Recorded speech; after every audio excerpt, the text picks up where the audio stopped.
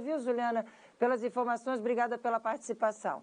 Gente, vamos falar sobre a situação da saúde aqui em Santa Catarina. A gente tem falado muito sobre esse assunto aqui e o assunto é tão sério que na semana que vem vai acontecer uma audiência pública na Assembleia Legislativa de Santa Catarina para debater o caos na saúde aqui no nosso estado. Falo sobre esse assunto com a doutora Nilza Perim, ela é presidente da Sociedade Catarinense de Pediatria. Doutora Nilza, muito bom dia. Obrigada por ter aceitado o nosso convite. Bom dia, Márcia. Doutora Nilza, expectativa para essa audiência pública na Assembleia semana que vem. O assunto é sério, né? Sim, Márcia. Esse assunto é muito sério e a Sociedade Catarinense de Pediatria já emitiu nota para a imprensa, já mandamos documentos para a Secretaria de Saúde, para o CRM e para a ACM para falar sobre essa situação crítica na saúde. É um problema, não é um problema agora, não é um problema recente, é um problema crônico, de muitos anos, cada vez está pior. Nós achamos que existe assim, um descaso com a saúde pediátrica, e o que nós estamos vendo agora é o reflexo disso. É uma situação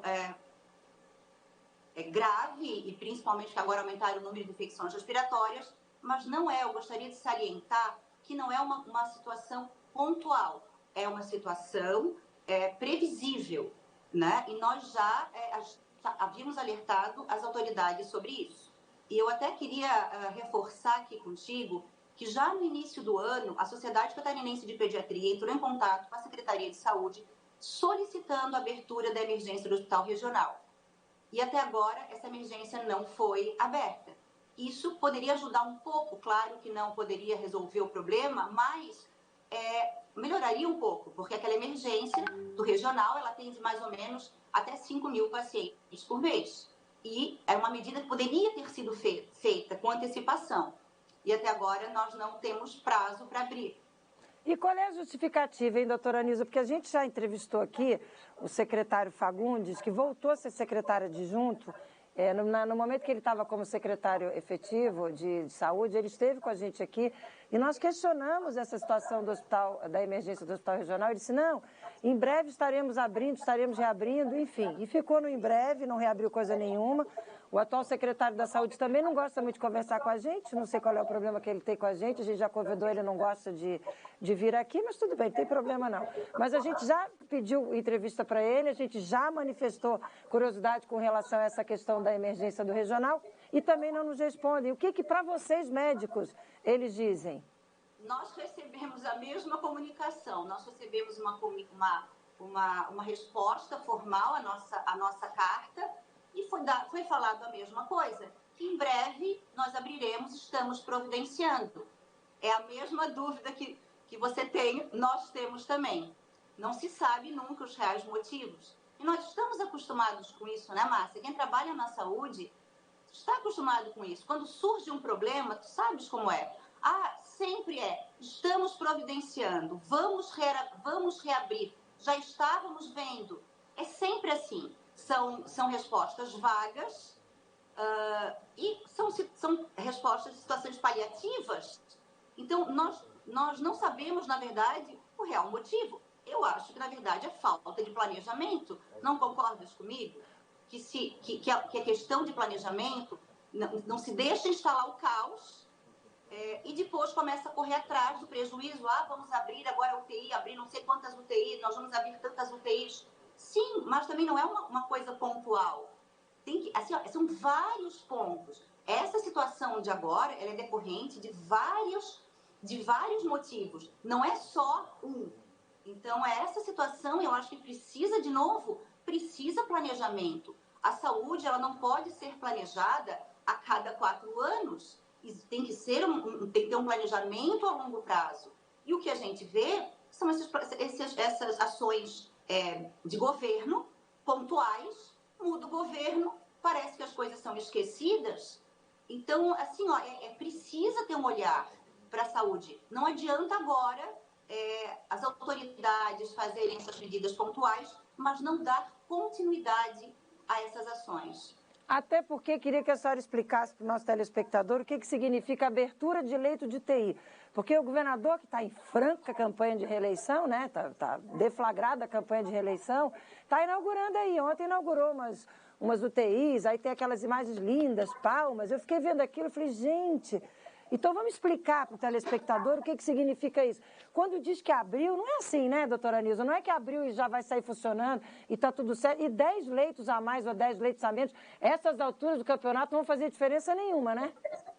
Exatamente, Márcia. Foi anunciado que abririam, acho que foi 68 leitos no estado, não sei se foi esse número preciso, mas que abririam esses números. Uma empresa em gestão de saúde, ela fez um levantamento e precisaria pelo menos o dobro desse número. Então, ficam abrindo, né, algumas UTIs, claro, tem que abrir, mas assim, parece que demonstra que é um ato heróico, que é uma coisa que vai resolver o problema. Então, nós temos que ter conhecimento que precisa muito leito de UTI. E outra coisa que nós temos também que saber é que não adianta só abrir leitos de UTI se a estrutura não funciona. Eu vou dar um exemplo. No Hospital Infantil, por exemplo, que é o hospital de referência aqui em Florianópolis, nós temos a nossa UTI e muitas vezes não conseguimos colocar os pacientes na UTI porque não existem leitos de internação para transferir esses pacientes que estavam na UTI. Então, essa situação ela é mais complexa do que se mostra. Parece que vão abrir alguns leitos de UTI e a situação vai resolver. Nós precisamos também de atendimento, de pronto atendimento pediátrico. Então, não é só esse ato heróico de abrir algumas UTIs que parece que vai resolver todo o problema da saúde. É isso que a população precisa saber, precisa ter conhecimento. E quando é que acontece essa audiência pública na Assembleia? Qual é o dia? A senhora sabe? Já tá marcado esse encontro? Essa audiência pública será na semana que vem, na terça-feira, e o assunto da audiência pública é sobre a questão das UTIs, especificamente da questão das UTIs. Tá, nós vamos acompanhar, claro, a gente está de olho em tudo. E para fechar, teve uma informação recentemente divulgada relacionada à morte de um bebezinho aí no hospital. A senhora, inclusive, está agora no Hospital Infantil Joana de Guzmão, né? E essa informação deu conta de que ela teria morrido por falta de leito de UTI. Como é a avaliação da Sociedade Catarinense de Pediatria para essa informação?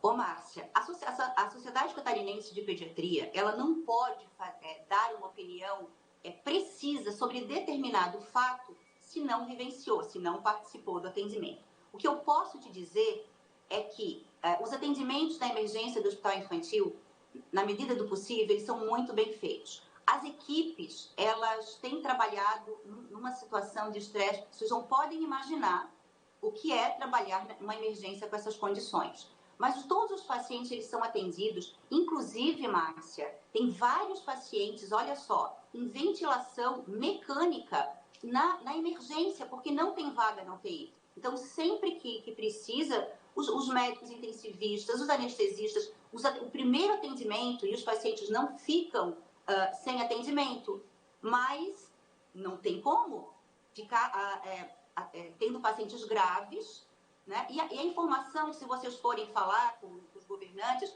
nós já estamos providenciando, nós vamos abrir agora 8 vagas de cuidados semi-intensivos. Então, sempre depois do caos, são feitas algumas medidas. Essas vagas de cuidados semi-intensivos que vamos abrir agora, antigamente, elas já existiam e elas foram fechadas e ficaram fechadas durante anos.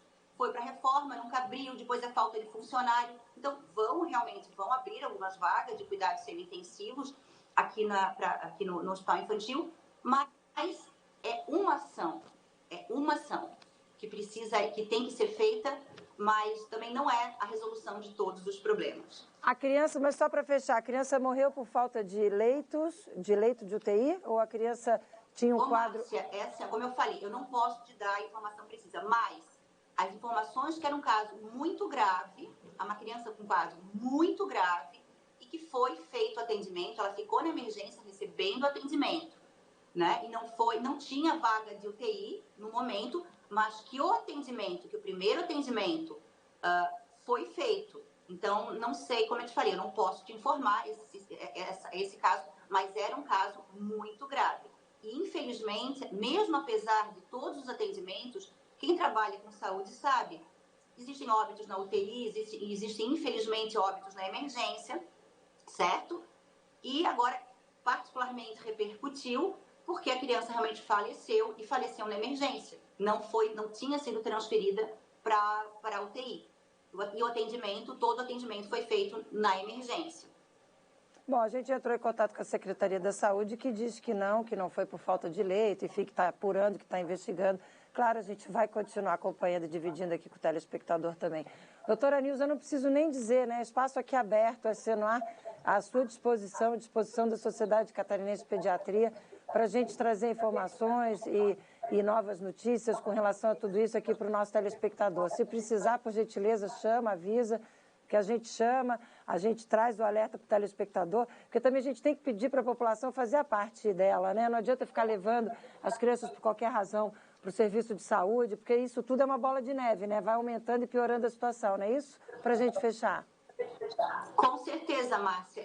Acabam chegando também nas emergências dos hospitais grande parte dos casos que não precisariam procurar uma emergência. Situações que poderiam ser resolvidas fora de uma emergência. E, claro, isso agrava, isso piora a situação das emergências. Então, a gente pede também, a gente também já fez uma nota para a população sobre as orientações de quando realmente procurar uma emergência. Né? Não é na primeira febre de uma criança que se vai para uma emergência.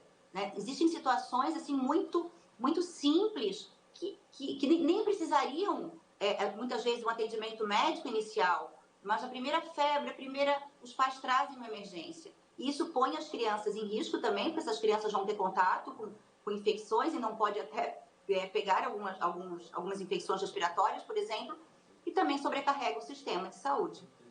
Tá aí, doutora Nilza Perim, presidente da Sociedade Catarinense de Pediatria, trazendo aí a avaliação dela, da sociedade para esse momento preocupante que a saúde vive, falando dessa audiência pública que acontece semana que vem na Assembleia Legislativa, que, claro, a gente vai acompanhar e dividir com vocês. Obrigada, viu, doutora Nilza? Se precisar, chama e a gente traz as informações aqui para o nosso telespectador. Obrigada, um ótimo dia.